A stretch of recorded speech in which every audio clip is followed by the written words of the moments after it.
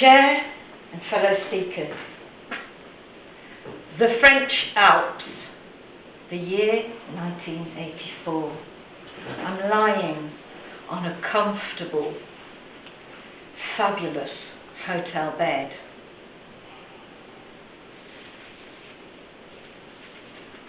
And I'm paralysed with agony of the pain in my left foot. A shark has just bitten my foot off. Wait a minute. There are no sharks in the Alps. And I lie there perfectly still. And that was the moment I discovered the paralysing power of pain. What do I do? I could feel my breath was shorter. The pain was still there, but there was no shark. What was I going to do? Well, as Susan Jeffers says, you feel the fear and do it anyway. So I plucked up all my courage and decided I was going to move the foot I thought I no longer had. And at that minute, magically, the pain disappeared. That's when I realised that pain has something to tell us, and often we think that it's mind over matter. But I'd like to share with you how matter can overcome mind too. So, you have a stone, and we're going to explore this stone. You're going to choose one hand. And have you ever noticed your body unless it's in pain? And when you've had the pain, have you wished it would just go away? Sometimes. Anybody else? Yeah. And within 6 weeks, that pain should have disappeared, painkillers or not. Otherwise, it becomes something called chronic pain. And the way we handle that is very different to just taking a painkiller. Because at that point, painkillers are not likely to have much effect. Because chronic pain is called a metabolic condition.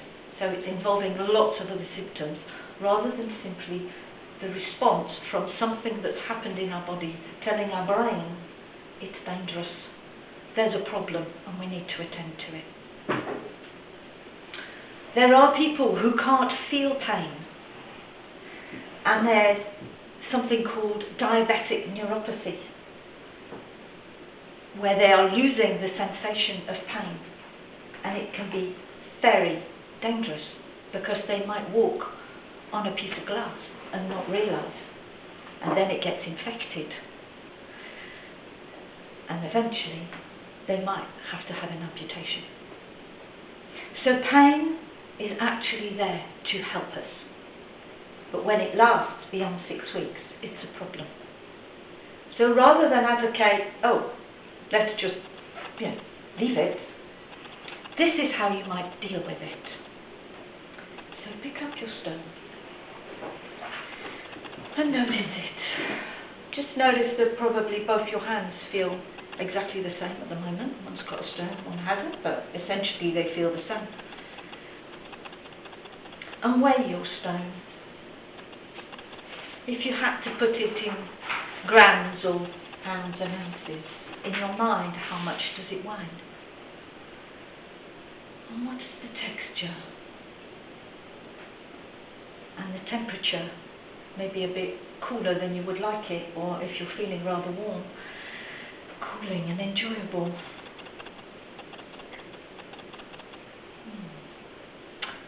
And now what happens to these magic stones when you just hold it and turn your hand over? Does the weight change?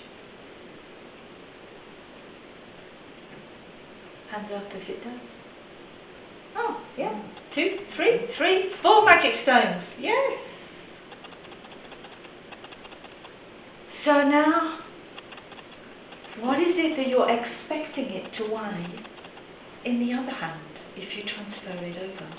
Do you think it's going to be the same? Just imagine it before you do it.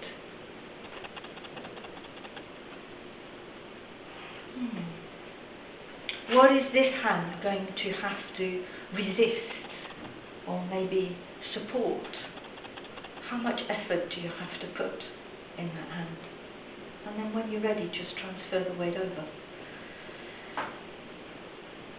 Oh, Susan's given a funny face, so something happened there that she wasn't expecting. It's heavier. It's heavier. Okay, anybody else? Anybody lighter? Heavier? Heavier. Yeah, heavier. So sometimes it's heavier, sometimes it's lighter. And what happens if you turn that one over?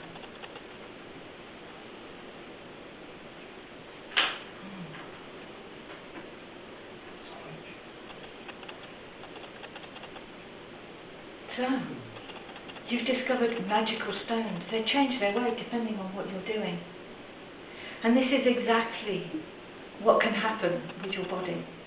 You don't have to weigh a stone, but if you're feeling pain, maybe in your shoulder, you might want to feel the weight of your elbow, the weight of your hand.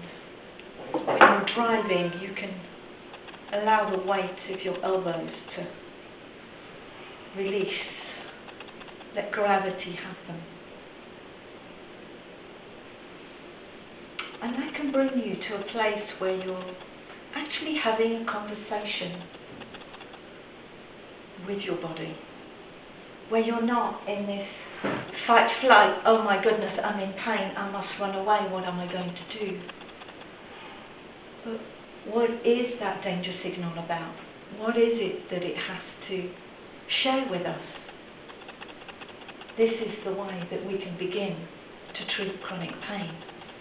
Rather than pushing it away, having a conversation with our body. Being able to explore in the same way that you've explored the weight of the stone and what it had to offer, the colour, the temperature, the texture.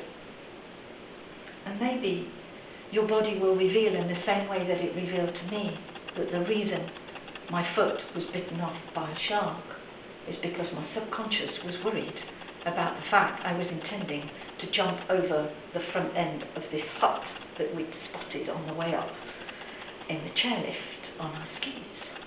And we'd seen all these people jumping off, and we thought, yes, we'll do that tomorrow. And we did, but we came off the side. So next time you're feeling pain, don't necessarily grab the painkillers.